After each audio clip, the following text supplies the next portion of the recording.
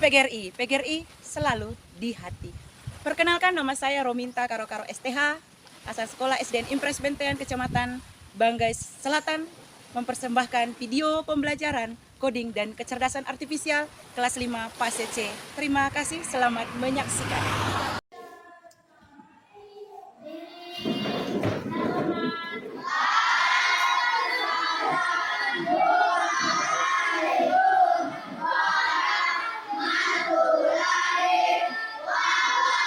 Selamat pagi. Kita memulai pelajaran kita hari ini. Mari kita akan berdoa dipimpin agama dan kepercayaan kita masing-masing. Silakan.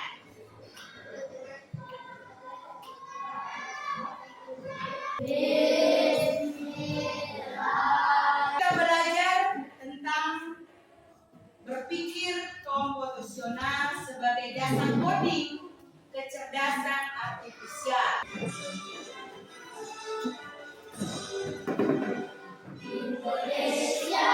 Tepuk semangat.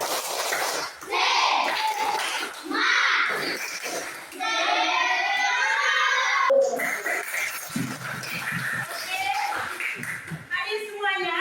Hadir. Siapa? Cuma satu orang? Ya. Oke. Sebelum kita speakingnya, ya, dikatakan hai teman-teman. Hai teman-teman. Yuk kita main dulu yuk. Apa permainannya? Coba. Siap?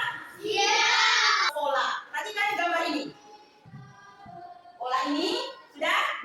Siap? Coba anak-anak tebak setelah pola ini gambar apa kira-kira yang muncul ya selanjutnya. Siapa yang bisa? Sekali. Tangan dulu. Teman-teman yang bermakna yang terpelajari hari ini, bagaimana kita berpikir komputasional, yaitu membantu manusia menyelesaikan masalah sehari-hari dengan sistematis. Tahu sistematis? Apa? Berurut logis yang bisa masuk akal di pikiran manusia. Itu namanya apa? Berpikir komputasional. Dan menjadikan dasar penting di dalam memahami cara kerja teknologi digital kecerdasan artifisial.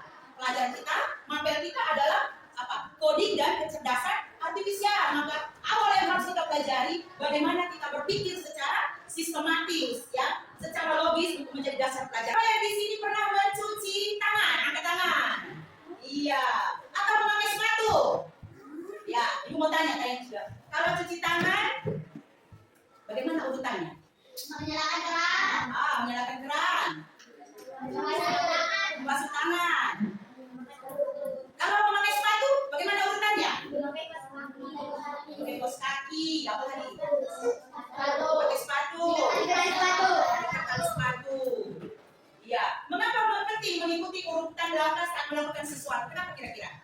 Kenapa kita harus memakai sepatu, harus ambil sepatunya dulu. Di mana? Di rak sepatu, pakaikan, ya, baru diikat, baru jalan, ya. Kenapa penting? Atau cuci tangan, bukakan keran, ambil basahi dulu tangannya, ambil sabun. Kenapa penting seperti itu? Siapa yang tahu? Kenapa penting melakukan urutan yang benar atau langkah-langkah yang benar ketika kita melakukan sesuatu? Siapa yang tahu? Kasih kuat. Supaya kumannya hilang. Kalau hanya cuci saja, tidak pakai sabun, kumannya tidak hilang. Oh boleh. Tepuk tangan dulu. Pelajaran kita hari ini, yang pertama, peserta didik mampu mengidentifikasi pola dan urutan langkah algoritma dari kegiatan sehari-hari. Jadi, ketika kita belajar hari ini, kalian sudah mampu ya mengurutkan pola atau urutkan langkah-langkah. Langkah-langkah itu sama dengan kalau nama codingnya algoritma, ya, dari kegiatan sehari-hari. Tadi kegiatan sehari apa? Mencuci tangan, apa? Memakai sepatu, memakai baju, ya, memasak, dan lain banyak ya contoh-contohnya. Yang kedua, tujuan pembelajarannya menyusun algoritma sederhana menggunakan urutan gambar atau simbol. Nanti kalian disuruh susun langkah-langkah buat gambarnya atau simbolnya. Yang ketiga, menjelaskan punya urutan langkah dalam menyelesaikan tugas secara logis. Ada 3 tujuan pembelajaran kita hari ini. Siap? Siap. Tepuk semangat. Pembelajaran kita hari ini adalah model discovery learning atau ya. Yang pertama, kita masuk dengan stimulasi ada gambar, kegiatan mengamati gambar. Gambar apa ini? Kita amati dulu. Lihat. Mencuci tangan. Pernah kamu berpikir bagaimana kalau kita lupa urutan saat mencuci tangan? Pernah kalian lupa? Kalau kita lupa urutan saat kita mencuci tangan, contohnya kita mencuci tangan sabun duluan, kita tidak pakai sabun, tidak buka kerannya. Apa yang terjadi kira-kira? Berbusa. Apa lagi?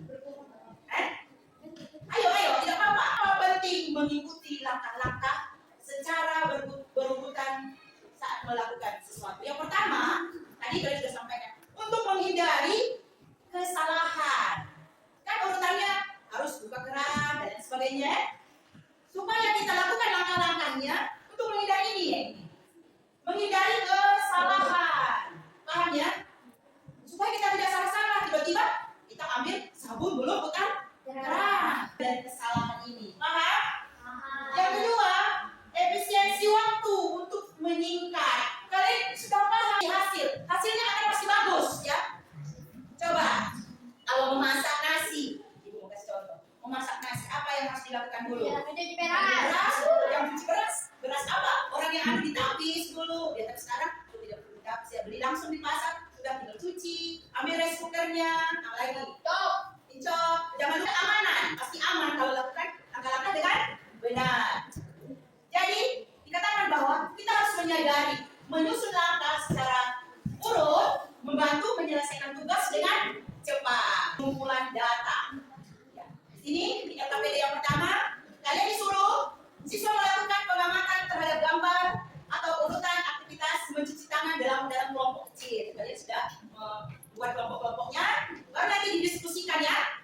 Diskusikan langkah-langkah kegiatan tersebut. Ya, ada medianya, gambar atau urutan langkah ya. Ya, perhatikan, ibu akan bagikan langkahnya yang benar, algoritmanya. Boleh? Cara mengerjakan perhatikan sana ya.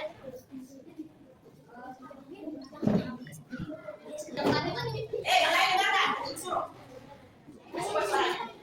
Ayo, maju-maju. Dengarkan.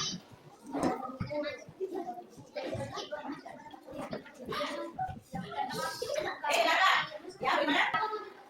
Tadi sudah tahu cara-caranya, mengurutkan langkah-langkah yang benar. Cara mencuci tangan yang pertama tadi apa? Yang kedua? Yang ketiga? Yang keempat? Ya, dan dipakai masing-masing anak ibu.